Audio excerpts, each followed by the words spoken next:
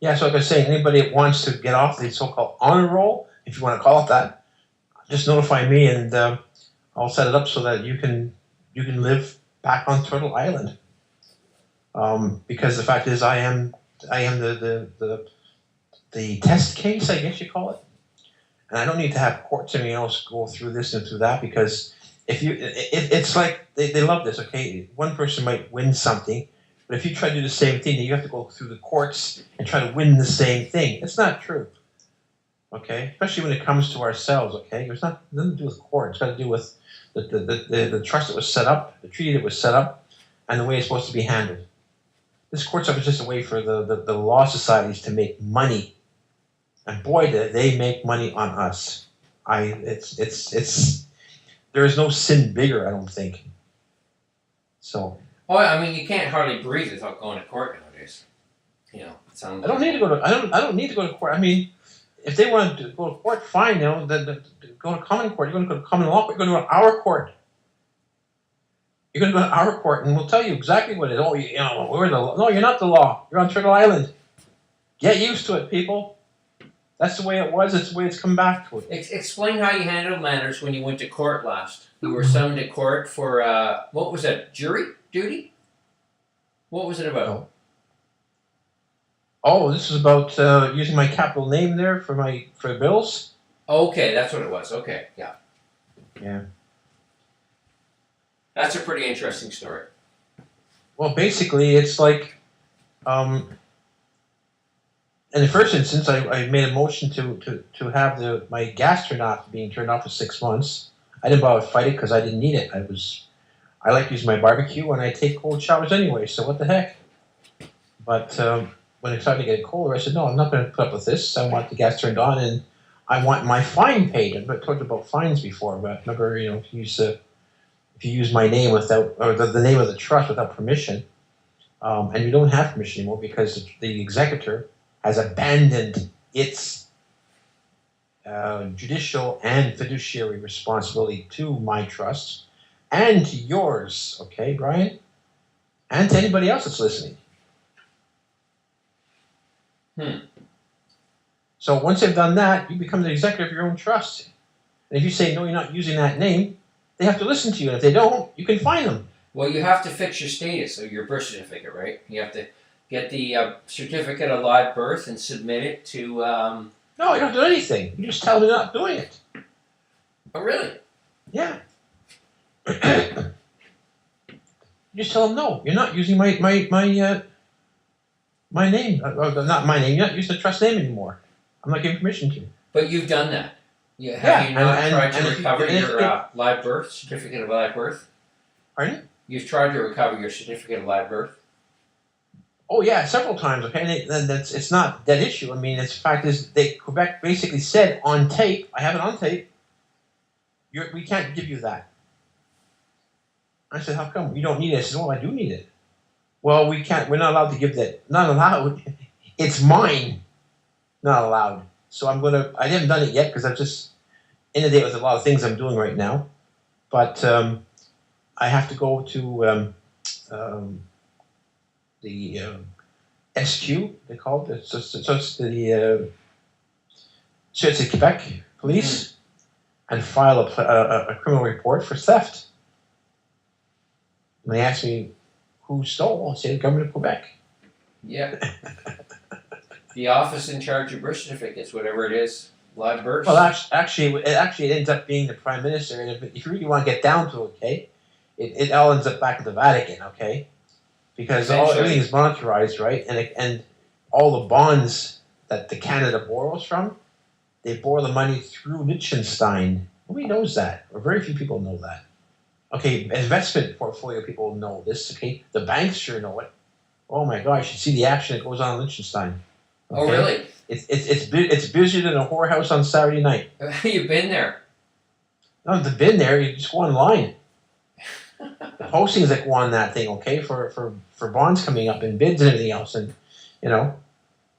it's incredible. Like I said, have you ever seen the registry of our straw men? There's supposed to be a registry of everyone's bond online. That's New York Stock Exchange, yeah.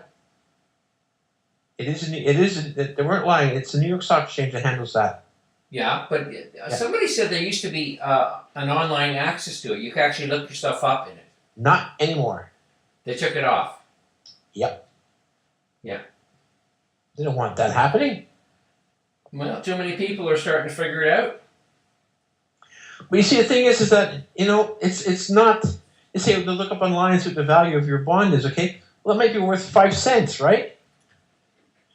But the money that was borrowed on you was $1 million. Yeah. So if that's $1 million borrowed on you, then I want my $1 million, and I want all the interest that goes with that from the day of my birth. I don't give a shit about your 5 cents, your $50,000, or some people say, birth certificate's worth like $1 billion. I mean, come on. Okay, let's be realistic. Okay, we better maybe $500 million. We should get in your what you've done with your how you replace your driver's license on the car and in your wallet. That's a pretty interesting story too. Well, I said before, that happened out of necessity. I was tackling that issue for a while, and the chance came in October of 2014 when I received a summons I received a summons came to my door. Okay, put it that way. That's a proper term. For the James Shanks, okay? And the James Shanks, of course, exists on that piece of paper only. But since it is the trust, and I am the beneficiary, I definitely want to get a benefit out of it, so I'm going to make sure I show up and see what's going on. As opposed to these free men who turn around and say, I don't have to go to court, and I don't this, and I don't that, and I'm a free man, blah, blah, blah. That doesn't fly, okay? Because you do have a role. You have to know what your role is.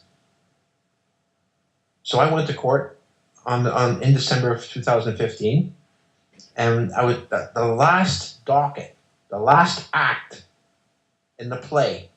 That's what courtrooms are, right? They're a play, and every particular hearing is an act.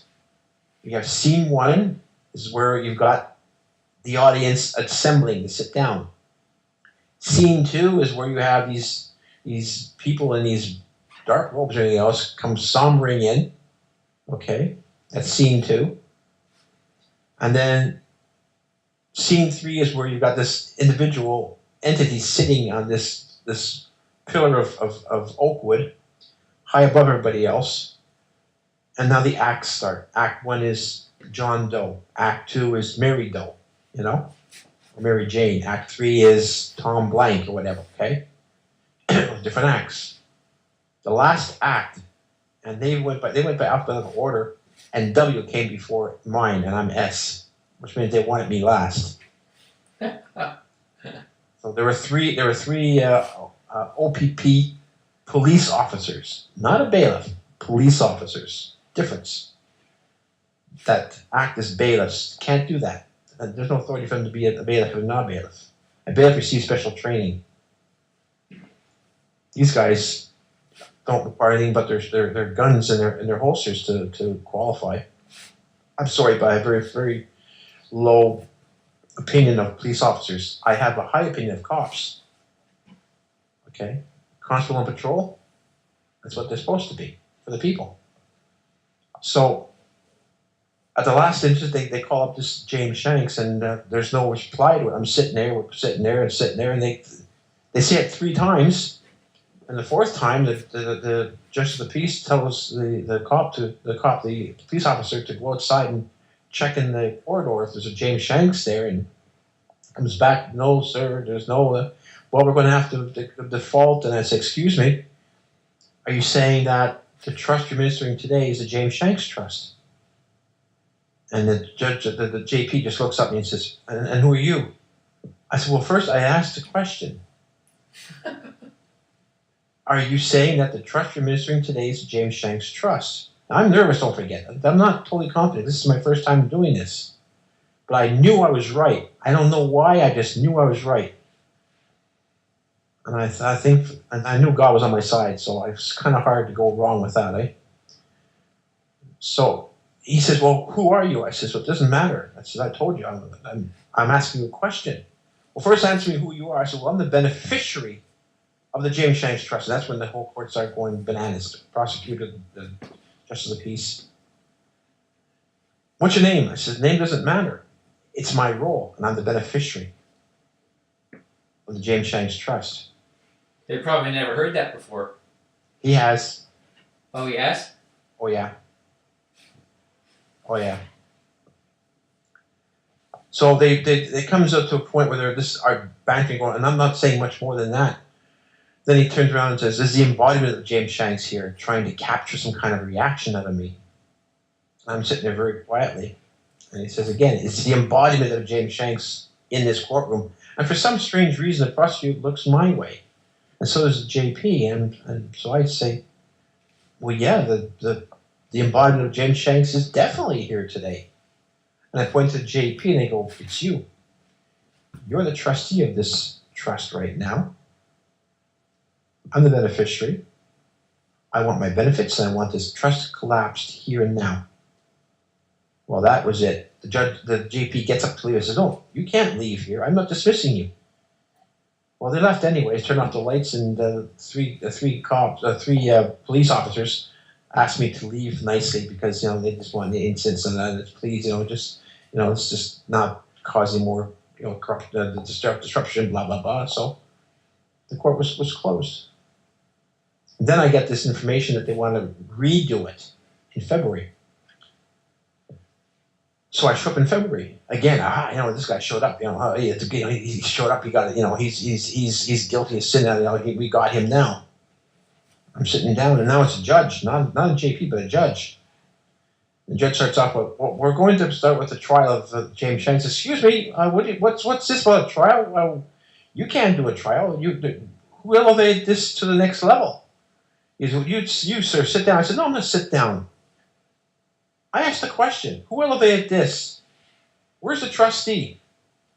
"Sir, who are you?" And identify. "I'm the beneficiary." Again, see, you have to stick to the terms. You have to be insistent. You have to not falter. And you can't sound weak. If you sound weak, game is over. Okay? And I get really defiant when I know I'm right and you're trying to make me look like an idiot.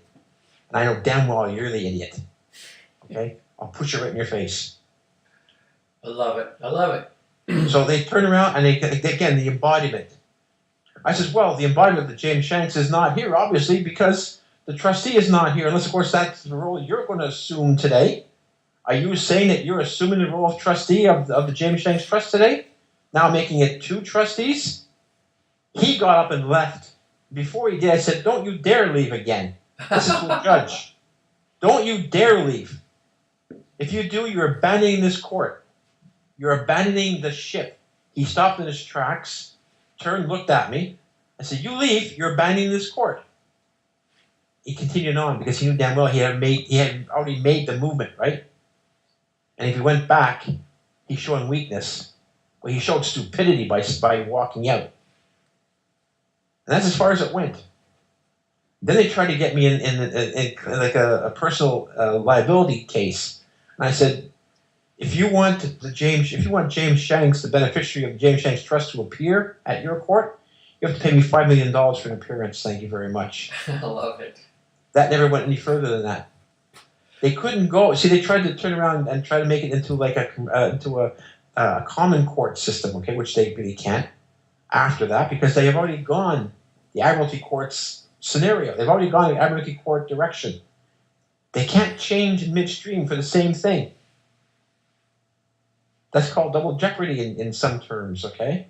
So as a result of all this amazing work you've done, you now have your own plate ID on your car and your own ID in your wallet. Well, obviously because the trustee is not allowed to have a license, okay, which is this guy's name is Kibble. He's a JP in Cayuga, or was. And both he and the prosecutor actually become the trustee, right? But I pointed to him directly. So he is the trustee, and since he's not allowed to have a driver's license for it, and I'm a beneficiary of myself, the trust is collapsed. There is no way I can get a driver's license because I'm not a fictitious individual. But I can travel. It's my inherent right to travel as a human being. but more so because I'm an Aboriginal. I'm not underneath Canada's laws. As before, Canada is the trustee of the Indian Trust Fund. Point final. There is no other role that it's supposed to be doing. The executor is supposed to be the Crown. Well, both the Crown and the trustee have been stealing from the trust fund now for well over a century, and I want both of them replaced. And as a beneficiary of many beneficiaries, if beneficiaries got together, if Indians got together and said, we're voting in a new executor, the Crown would still get its benefits. It just wouldn't be able to call any shots anymore. You'd have to sit back and take what we decide to give it, or the new executor. And who knows, maybe I should be that executor. I'll give the Crown something. They call them enemas. Well, I mean, 73 and the trustee would not be Canada. a 73 trillion divided by 1.5 million natives is a fair bit of money. Yes, it is. Yeah. I know I wouldn't be able to spend it all, and I wouldn't want to. I'd want to be able to use it for generations to come and to build on it. Yeah. And I want to build for somebody else. I wouldn't want to build for Rothschild banks or that, or for their palaces. Ever see their palaces? No. They dwarf Buckingham Palace. Yeah. No. Yeah, it's disgusting. Well, this is their heaven. They never get past this level. There's so many other higher levels in the Everest. They can't get past this one. I don't think they care, do they? This is their heaven. No. They don't care. Exactly. They like it here. Yeah. So, okay, well, if you do you want to leave any contact information, or do you just want to ask people to contact me to get through to you? Well, for the time being, contact you, because I'm not much one, like, I can leave my computer off for 4 or 5 days at a time, and it doesn't bother me. You don't want to put out your phone number? I don't have a cell phone. You don't want to put out your phone number? Is that your personal? Really. No, I don't want to. I'm in the phone book, so it's not hard to find me. I'm not hiding from anybody, but it's just that you know. I don't know. I think I guess you give my email if you want to. You know, put it down on your page, or whatever. You know, you can email me directly. Oh, that's a good idea. I'll put that on the notice for the interview. Okay. Yeah, I'll include it. And you know, that'd be done. But you know, I'd like to, you know, get the show involved there and get it promoted more and more, because I think you're doing a great job. Well, we want it's hard. You to, it's not easy. Your job is. Your job. They don't realize these people that put these shows together, the amount of work it goes into to get people harmonized long enough to do a talk show. It ain't easy. Sometimes it takes 2 or 3 takes, right? Yeah. Yeah, we kind of blew the first one. But, yeah, no, and there's a lot of interference now coming from all the spy agencies blocking transmissions. My computer blew up. I had to go in. Probably have to go again on Friday. So, yeah, no, they're really putting the screws to us now. So we have to be extra vigilant. But, yeah, I hope you'll consider coming on Making a Difference TV on your own. And I'd love to see someone who would be there to help people go through the steps to become free of the matrix, to get rid of that straw man, to get that license that you have, to get those license plate, the ID plate that you have. You don't call it a license plate. You call it an ID plate. I love it, man. Well, yeah, because a license is a permission to conduct some kind of commerce. Yeah. In the corporate system. I'm not in the corporate system. I'm not conducting commerce in the corporate system. Yeah. Why do I need a license plate? Exactly. Exactly. Do I need to identify myself? Yes, I agree with that. I do. That's common sense. It's called common courtesy too. You know? Let's say, for example, something happens on the road and I can't talk. They look at my ID plate, they look at it, they go into the Google engine. As a matter of fact, every province has already received notification of my plating. So right. if they've done their homework, it's already registered underneath each province. So, exactly. including Nunavik. And the proof is in the pudding, because you've been stopped and you've been questioned and you've always just driven away. So that was the first time was the funniest. Okay, it was actually in Quebec, on my way into Quebec there, and just on the so-called Ontario-Quebec border. Imagine that border. between provinces. Boy, it was the corporate boundaries. Put it that way. Yeah. It was I'll use the word constable because he was actually quite polite. And he noticed the plate, and he asked me questions. And he said, "Well, where's your driver's license?" I said, "I don't have a license. I have a travel identification card, and I travel. I don't work for commerce." He goes, "Oh, you want us?" "Well, I'm an Indian." Oh. I said, "Aren't you guys fighting for independence and for sovereignty and such and separation? Okay, you got your own system, so why wouldn't we have our own systems?" Well, I mean, Looks Quebec at is 80% free already. I mean, they've won. Well, he looks at me. He looks at me and looks at the card, looks at the plate, looks back at the car, my truck itself, and looks at me again. And he says, "Hey, Monsieur, have a good day. Thank you. Be safe on the road." And salut. Got back in his cruiser and off he went. I love it, That was James. so. I love what you've done, man. You're a courageous man. You've done so much to show people that you can never give up. Always search, and you'll find a way around any problem. That's my philosophy of life. There's always a solution to every problem. Well, I've always told people, especially in the past decade or so, do things in the light of day. And I brought that in when they were transporting cigarettes across the seaway at night, 2 o'clock in the morning and all that stuff, right? And people got killed. People drowned in the seaway. Many young men drowned in the seaway for the sake of cigarettes and such, okay? Mm-hmm. And I kept on saying, why are you doing that? Do it in the light of day, okay? Because that's the light of God, right? Exactly. You try to do things behind the scenes in darkness, okay? And like you are on the dark side. Okay, you're playing their game, and I've never done things on the dark side. I like to sleep at night, yourself. I like to go to bed at night and get up in the morning. So I do things by the light of day, and everybody questions me. I say, well, it's right there in plain daylight. What's your question? Well, you can't. Oh, no. I can.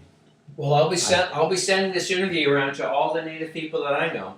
I hope you get lots of inquiries, and you do have a name on Facebook, so they can hook up with you that way. So we're going to bid adieu for tonight. Okay, take care. James. So thanks a lot, man. Love you, brother, and we'll be in touch. Ciao.